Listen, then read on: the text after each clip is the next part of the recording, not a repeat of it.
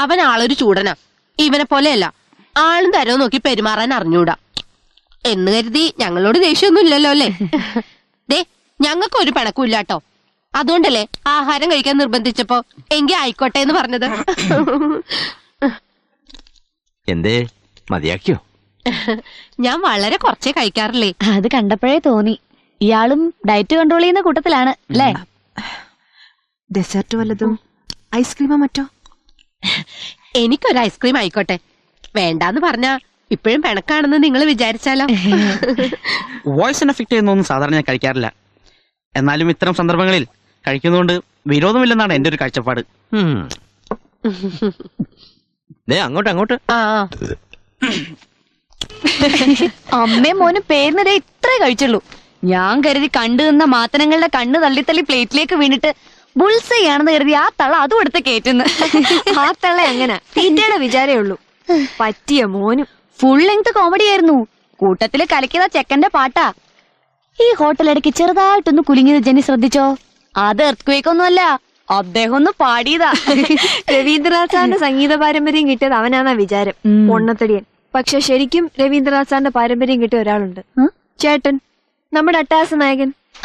പറഞ്ഞിട്ടെന്താ കാര്യം? വാശി, ഭയങ്കര വാശി. ബാത്റൂമിൽ പോലും ഒരു മൂളിപ്പാട്ട് പാടൂല. ഓഹോ, അസലായിട്ട് പാടിയിരുന്നതാ പണ്ട്. സ്കൂൾ യൂത്ത് ഫെസ്റ്റിവലിൽ 2 തവണ സ്റ്റേറ്റിൽ ഫസ്റ്റും വാങ്ങിയിട്ടുണ്ട്. കക്ഷിയുടെ തന്നെ ഭാഷ പറഞ്ഞ ജീവിതം കൊണ്ടുള്ള നെട്ടോട്ടത്തിനിടയിൽ സംഗീതത്തെ കുഴിച്ചു മൂടി ഒരു വാഴ നട്ടു. അത് കൊള്ളാലോ. നമുക്ക് ആ വാഴ മാറ്റി കുഴിയൊന്ന് തോണ്ടി സംഗീതത്തെ അങ്ങോട്ട് പുറത്തെടുത്താലോ? നടന്ന തന്നെ. ആ, നമുക്കൊന്ന് ശ്രമിക്കാന്നേ. അത്ര വലിയ പാട്ടുകാരനാണെങ്കി അതൊന്ന് കേക്കണല്ലോ. പാടാത്ത പാട്ടിന് മധുരം കൂടുന്ന. പാടിക്കാൻ ചെല്ലുമ്പോ തലയിലൊരു ഹെൽമെറ്റ് കൂടി വെച്ചോണം. അത്ര വാശിക്കാരനാ? എന്താ സംശയം? ഈ ഞാൻ വരെ വിചാരിച്ചിട്ട് പറ്റിയിട്ടില്ല. അതെന്താ ഈ ഞാൻ വരെ? അയാടെ ആരാ ഈ ഞാൻ?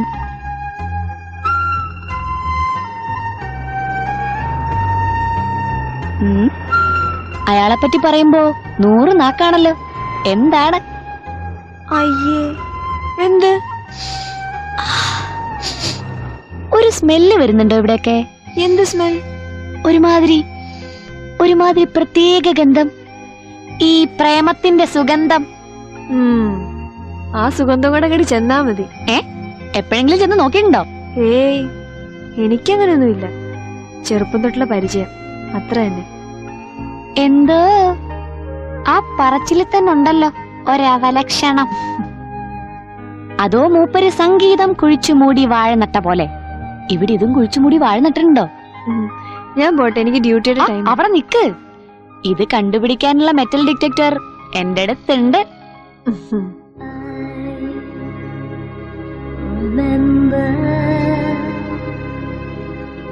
എന്നിട്ടോ സാറാൻറ്റി? എപ്പോഴോ കേട്ടു മറന്ന പാട്ടിന് കാതോർത്ത് ഒലിയും മരങ്ങളുടെ തണലിൽ അവൾ കാത്തു നിൽക്കും. ഷാരോൺ താഴ്വരയിൽ എപ്പോഴും മഞ്ഞു പെയ്യുന്നുണ്ടാവും. ആകാശത്ത് നിറങ്ങി വന്ന നക്ഷത്രങ്ങൾ കണ്ണു ചിമ്മാതെ.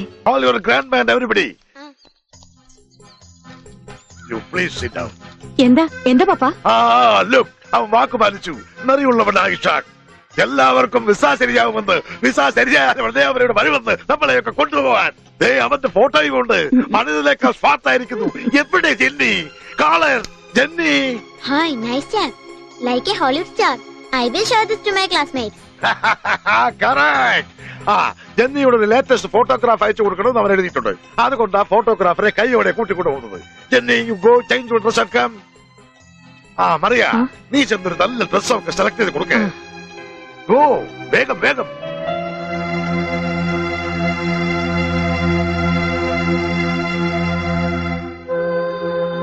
ജെന്നി, പാപ്പ പറഞ്ഞത് കേട്ടില്ലേ? ചെല്ല്. നോക്ക്, നിന്നെ ഡിപ്പെൻഡ് ചെയ്തിട്ടാ ഇവിടെ എല്ലാരും ഓരോരോ സ്വപ്നം കാണുന്നത്. പാവം, ഈ വയസ്സുകാലത്ത് പപ്പയുടെ ഒരു ഉത്സാഹം കണ്ടില്ലേ? ചെല്ല്, പപ്പയെ വിഷമിപ്പിക്കാതെ പോയി ഡ്രസ് മാറും.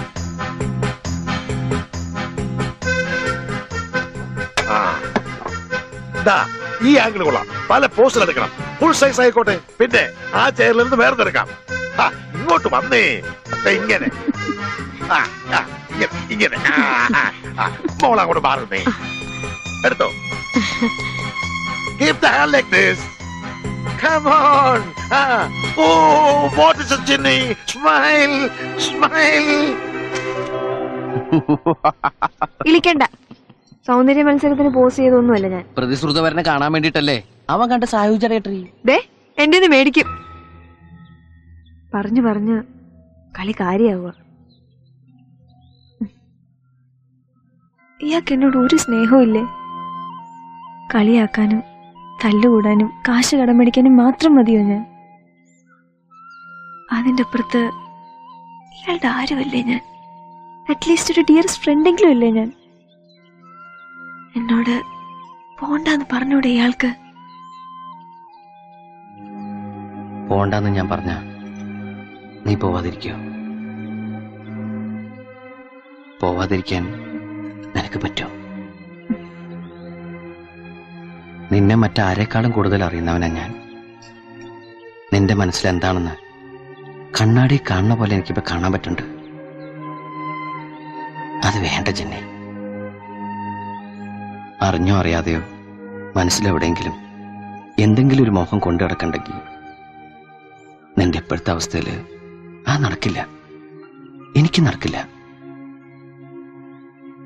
വേറെ ആർക്കൊക്കെയോ വേണ്ടി ജീവിക്കാൻ വിധിക്കപ്പെട്ടവരാ നമ്മൾ രണ്ടാളും. നമ്മുടെ തോളിൽ ആവശ്യത്തിൽ കൂടുതൽ ഭാരങ്ങളുള്ളതാ.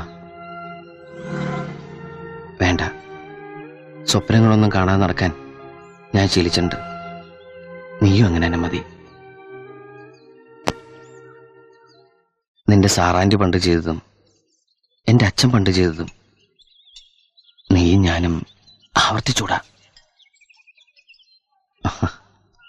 കണ്ണി ചോരയില്ലാത്ത ദുഷ്ടനാണെന്ന് ചിലപ്പോൾ നീ എന്നെ പറ്റി കരുതണ്ടാവും.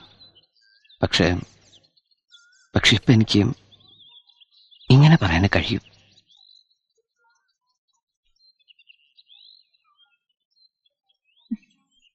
പോട്ടെ. ബില്ല് കൊടുത്തിട്ട് പോടി. എന്റെ കയ്യിലില്ല. അയ്യോ ദേ, നീ കാശ് കൊടുക്കാന്ന് പറഞ്ഞോണ്ടല്ലേ മസാല ദോശയും ജ്യൂസൊക്കെ ഞാൻ ഓർഡർ ചെയ്തത്. എന്നെ നാറ്റിക്കല്ലേ? ദേ, നീ കാശ് കൊടുത്തില്ലെങ്കിൽ ഞാൻ അകത്ത് പോരുന്ന ഇതുപോലെ അരിയാട്ടേണ്ടി വരും. എന്റെ പൊന്നു മോളല്ലേ, കാശ് കൊടുക്ക്. കാശ് കാശ്. Thank you.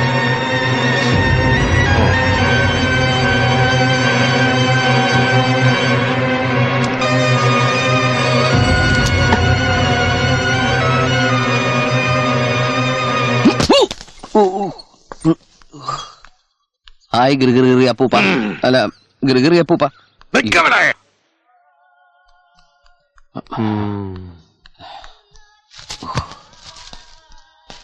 അതിർത്തിയിലേക്ക് നുഴഞ്ഞു കയറാൻ ശ്രമിച്ച ഒരു ഇസ്രായേൽ വൃത്തികെട്ട വൃദ്ധനെ അഞ്ചംഗ സംഘം കല്ലെറിഞ്ഞും വെടിവെച്ചും ശ്വാസം മുട്ടിച്ചും കൊന്നു. അല്ലടാ, മര്യാദയ്ക്ക് നടന്നില്ലെങ്കിൽ ഒരു ഇസ്രായേലുകാരൻ അഞ്ചംഗ സംഘത്തെ കല്ലെറിഞ്ഞും വെടിവെച്ചും ശ്വാസം മുട്ടിച്ചും കൊന്നെന്ന് നാളത്തെ പത്രത്തിൽ വായിക്കേണ്ടി വരും. എന്താണല്ലോ ഗ്രിഗറി? താൻ മിണ്ടരുത്. കണ്ണ് കാണിച്ചും പാട്ട് കൽപ്പിച്ചും പണ്ട് ഇവന്റെ ബാസ്റ്റേഡ് ഫാദർ എന്ന സാറയെ മയക്കി. അന്നും നിങ്ങളൊക്കെ തന്നെ ആയിരുന്നല്ലോ കൂട്ട്. ഇപ്പൊ ആ ഫാദറിന്റെ ഈ സൺ ഇറങ്ങിയിരിക്കുക എന്റെ ഗ്രാൻഡ് ഡാറ്ററെ മയക്കാൻ. ഇന്നും നിങ്ങളൊക്കെ തന്നെയാണോ കൂട്ട്? എല്ലാരോടും കൂടി പറയുക, ഇപ്പോ രക്ഷപ്പെടാനുള്ള ഒരു വഴി വീണ്ടും തെളിഞ്ഞിരിക്കുക ഞങ്ങൾക്ക്. നിങ്ങളിൽ ആരെങ്കിലും ഏതെങ്കിലും തരത്തിൽ ഗൂഢാലോചന നടത്തി ഞങ്ങളുടെ യാത്ര മുടക്കിയാലുണ്ടല്ലോ, സമ്മതിക്കില്ല ഞാൻ. മനുഷ്യനിവിടെ ഭ്രാന്ത് പിടിച്ച് അടക്കപ്പെടാവുന്ന കൊന്നുകളയും ഞാൻ എല്ലാത്തിനെയും. അവൻ ആരാണെന്നാ വിചാരം? ചെറുകറിയ ശരിക്ക് അറിയില്ല സ്കൗട്ടുന്നത്. എന്നെ തോപ്പിക്കാൻ ശ്രമിച്ചാൽ അവന്റെ തന്ത വെറുതെ വിട്ടതുപോലെ ഇത്തവണ ഞാൻ വിടില്ല. വേണ്ടി വന്നാൽ കുത്തിക്കൊന്ന് തേടി പോയി കിടക്കും ഞാൻ. അവളെ ഞാൻ വെറുതെ വിടില്ല. പറഞ്ഞേക്ക് കൊണ്ടാര മോളോട്. എല്ലാത്തിനെയും കൊന്ന് ഞാനും ചാവും.